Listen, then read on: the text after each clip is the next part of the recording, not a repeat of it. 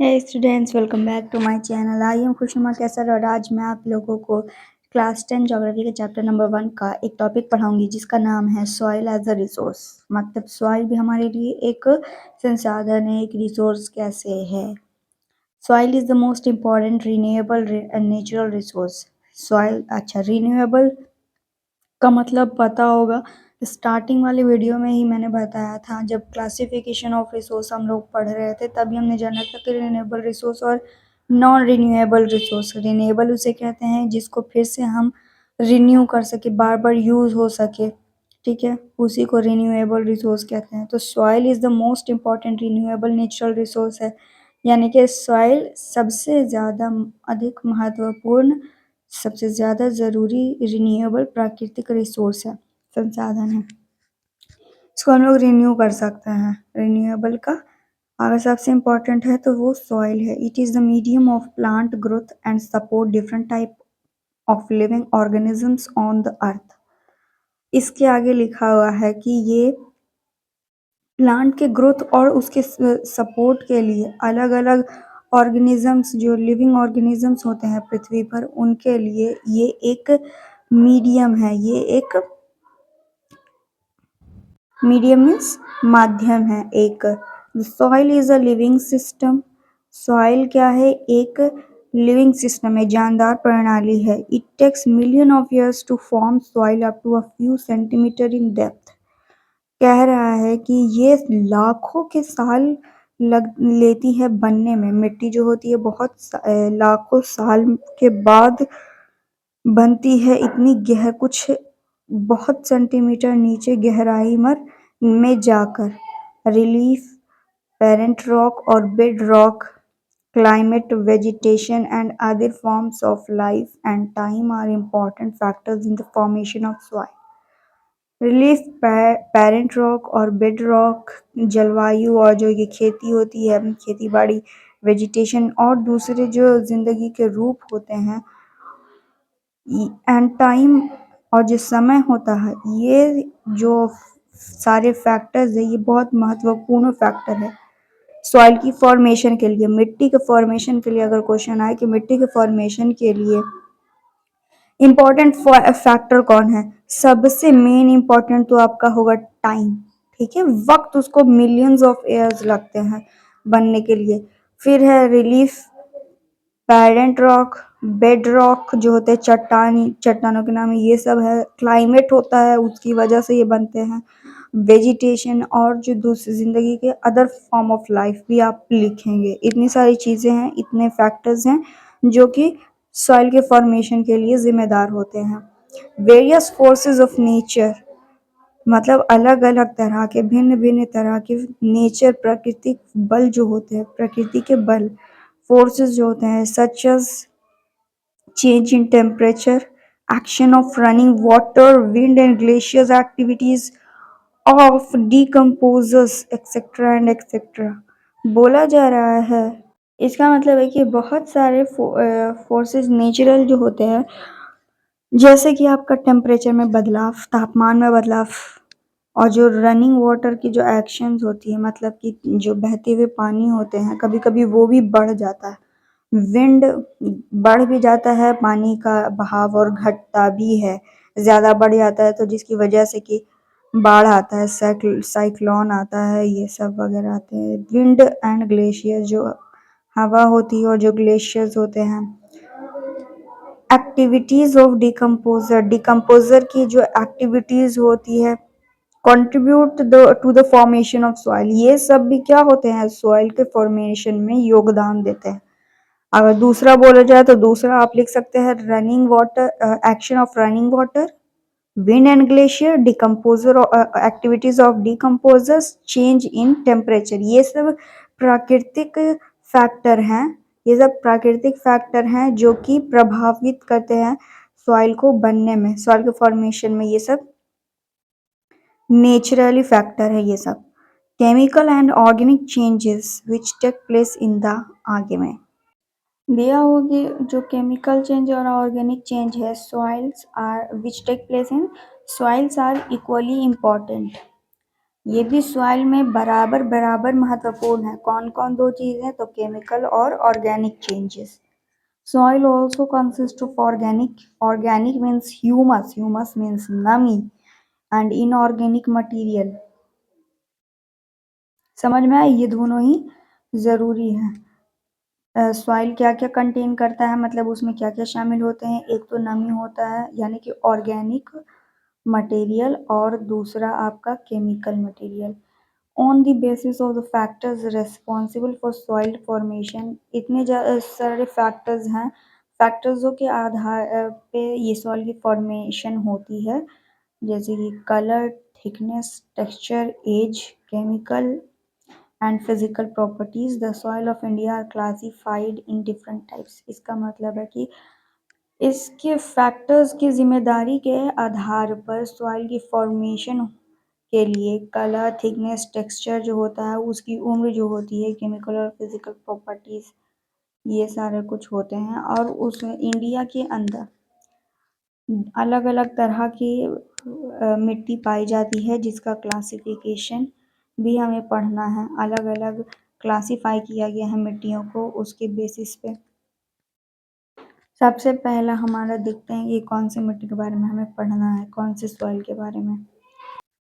Classification of soil, मिट्टी की classification. India has very, मतलब इसमें सिंपल सा कह रहा है कि इंडिया के पास बहुत सारे रिलीफ फीचर्स है, लैंडफॉर्म्स हैं। मुझे पता ही होगा कि माउंटेन है, फिर उसके बाद डेजर्ट एरिया है, कोस्टल प्लेन्स है, प्लेट्यूज है, प्लेन है, उसके बाद फिर एक आइलैंड आपका आ जाता है। तो ये सब लैंडफॉर्म्स है। क्लाइमेटिक रियल्म्स, मतलब यहाँ पे जो क्लाइमेट है वो भी अलग अलग होती है, जाड़ा, गर्मी, बरसात, और अलग अलग तरीके के मौसम होते हैं, और अलग अलग वेजिटेशन के प्रकार भी होते हैं। वेजिटेशन, खेती बाड़ी भी बहुत अलग अलग तरह की होती है। तो ये सारे जो है ना, कि जो मिट्टी के प्रकार अलग अलग तरह के होते हैं, उन सभी की डेवलपमेंट में ये अपना कंट्रीब्यूशन करते हैं, योगदान देते हैं ये सभी चीज़ें। सबसे पहला आपका क्लासिफिकेशन आता है सॉइल का, एलुवियल सॉइल, जलोढ़ इसको बोलते हैं, जलोढ़ मिट्टी हिंदी में। This is the most widely spread and important soil. ये बहुत ज़्यादा जगहों में फैली हुई है, और ये बहुत ही महत्वपूर्ण मिट्टी, इम्पोर्टेंट मिट्टी है।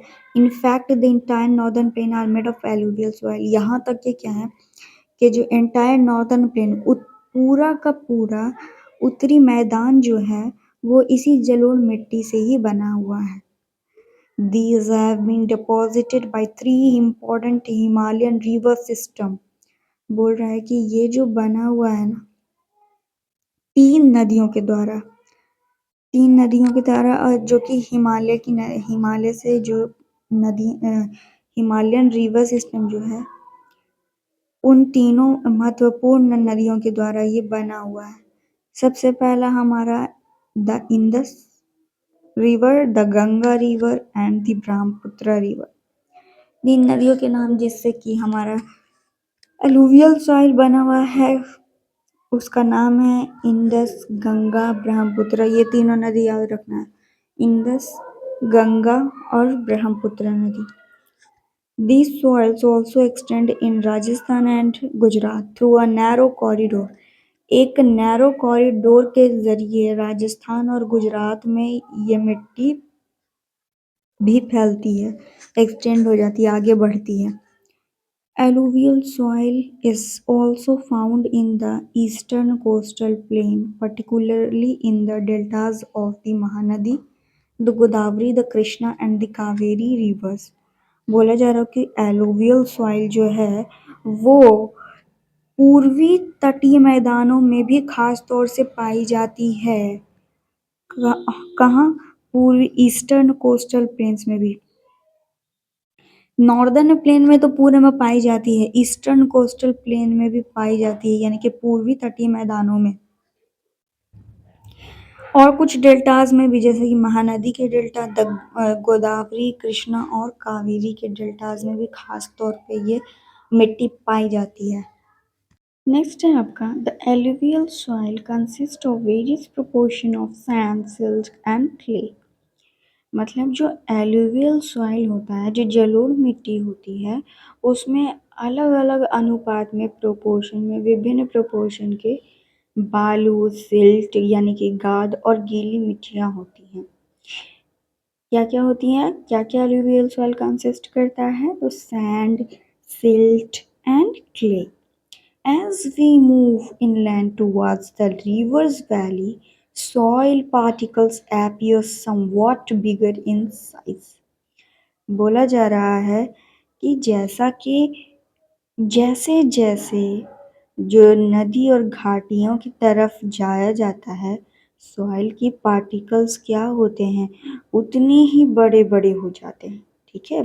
नदी घाटियों की तरफ जैसे-जैसे जाएंगे जलोढ़ मिट्टी के जो मतलब जो सैंड, सिल्ट और क्ले है ना, ये सारी चीज़ें क्या होती हैं, सॉइल के पार्टिकल्स हैं ये सारे, और ये सारे क्या होते हैं, बड़े होते जाते हैं। In the upper reach of the river valley, near the place of the break of slope, the soil are coarse. बोला जा रहा है कि जब नदी घाटियों के ऊपरी परत की तरफ पहुंचते हैं, तो जो ढलाव का जो रोक होता है, ब्रेक होता है, वहाँ पे क्या होता है कि सॉइल जो होती है वो कोर्स होती है। अब कोर्स का मतलब होता है दरदरा, ठीक है? जैसे किसी बालू को आप लोगों ने लिया होगा तो उसमें पता चलता है वो कैसा दरदरा सा लगता है, वैसा ही सॉइल होता है coarse. Such soil are more common in piedmont plains such as Duars, Chos and Terai. बोला जा रहा है कि जैसे कि आम तौर पे जो मिट्टियाँ होती हैं वो पिडमोंट प्लेन पे जैसे कि ड्वार्स, चोस एंड तराई पे मिलती हैं, अधिक होती हैं इन जैसी मिट्टियाँ, ठीक है? चोस का मतलब होता है शिवालिक जो रेंज होता है हिमालय का, उससे जो धाराएं बहती हैं उसे चोस कहते हैं। और एक आता है आपका ड्वार्स। ड्वार्स आपका एक नॉर्दर्न ईस्टर्न इंडिया में आपका एक एलुवियल फ्लड प्लेन है, ठीक है? फ्लड प्लेन है ये, बस इतना ही ध्यान रखिए क्योंकि ज़्यादा तो इसमें दिया नहीं है। अब आती है तीसरी बात तराई की। तो ये होता है हिमालय पर्वत जो है, हिमालय माउंटेन की जो निचले साइड जो होती है, निचले हिस्से में क्या होता है कि दलदली कुछ क्षेत्र होते हैं, ठीक है? मार्शी एरियाज होते हैं जिसे ही हम तेराई बोलते हैं। बस इतना ही याद रखें आप लोग। इसके आगे दिया हुआ apart from the size of their grains और component soil are also described on the basis of their age. यानी कि जो उनके जो ग्रेन्स या तो फिर किसी कंपोनेंट का जो साइज से है ना, सॉइल को डिस्क्राइब किया गया है उनकी उम्र के हिसाब से, ठीक है? उनका ग्रेन यानी कि जो दाना-दाना होता है, पार्टिकल्स होते हैं, उनके जो कंपोनेंट्स होते हैं, तो सॉइल वैसे भी डिस्क्राइब किया गया है उनकी उम्र के आधार पर। According to their age, alluvial soil can be classified as old alluvial Bangar and new alluvial Khadar. The तो ये देखो, ये मतलब जो एज के बेसिस पे एलुवियल सॉइल को डिस्क्राइब किया गया है कि आखिर ये कितना पुराना है, ये मिट्टी कितनी पुरानी है आपकी। तो एज के अनुसार जो एलुवियल सॉइल को कह सकते हैं, क्लासिफाई किया जा सकता है, वो ओल्ड और न्यू के हिसाब से, ठीक है? तो जो ओल्ड होता है, जो एलुवियल सॉइल, जो ओल्ड एलुवियल सॉइल है वो बांगर कहलाता है, ठीक है? और जो नई एलुवियल मिट्टी है, जलोढ़ मिट्टी है, वो आपका खादर कहलाती है। ये क्वेश्चंस अराइज किए जाते हैं एग्जामिनेशन में, आपके चैप्टर में भी दिया हुआ होगा। हाँ, दिया ही हुआ है।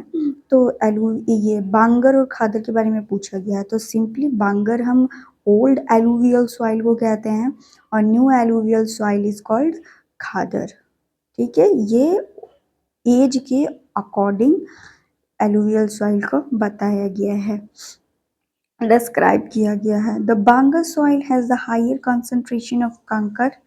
बोला जा रहा है कि बांगर सॉइल जो है उसमें कंकर की कॉन्सेंट्रेशन जो है वो ज़्यादा होती है।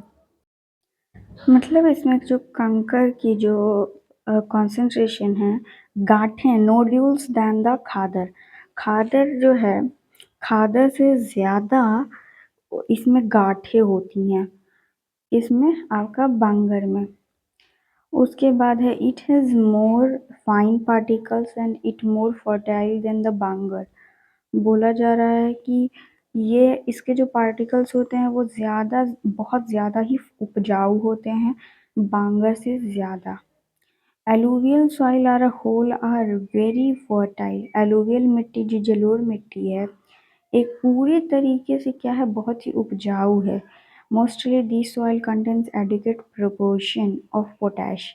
इसमें क्या कहता है कि एडिक्वेट अनुपात पोटैश, फॉस्फोरिक एसिड और लाइम का होता है, जो कि शुगर केन, पैडी व्हीट यानी कि जो गेहूँ होता है और दूसरे जो दालों वाली फसलें होती है, जो दूसरे अनाज होते हैं, उनके लिए ये बहुत अच्छी ग्रोथ के लिए होता है। ठीक है, ये जो एडिक्वेट प्रोपोर्शन होता है। अब उसके बाद आता है due to its high fertility. इसकी मतलब जो ज़्यादा उपजाऊता है, हाई फर्टिलिटी के कारण की वजह से reason of alluvial soil are intensively cultivated and densely populated. ज़्यादा लोग भी होते हैं, ज़्यादा आबादी भी होती है और ये बहुत ज़्यादा उपजाऊ, मतलब इसमें खेती बाड़ी भी बेहद ज़्यादा होती है क्योंकि इसकी मिट्टी बहुत ही ज़्यादा फर्टाइल है। Soil in the drier areas are more alkaline and can be productive after proper treatment and irrigation. कह रहा है कि जो मिट्टी है वो बहुत ही ज़्यादा मतलब कि सूखे हुए क्षेत्र में ज़्यादा अल्कालाइन होती है, जिससे कि हम कह सकते हैं कि प्रोडक्टिविटी बहुत मतलब अल्कालाइन हो जाती है, मोर अल्कालाइन एंड कैंडी प्रोडक्टिविटी। जो प्रोडक्टिविटी उत्पादन जो होता है वो हम बाद में भी कर सकते हैं जब सिंचाई अच्छे तरीके से, प्रॉपर ट्रीटमेंट और इरिगेशन अच्छे तरीके से होती है, तो उसके बाद हम उसमें प्रोडक्टिविटी भी कर सकते हैं, दूसरी भी खेती भी कर सकते हैं, पर प्रॉपर ट्रीटमेंट और इरिगेशन होने के बाद।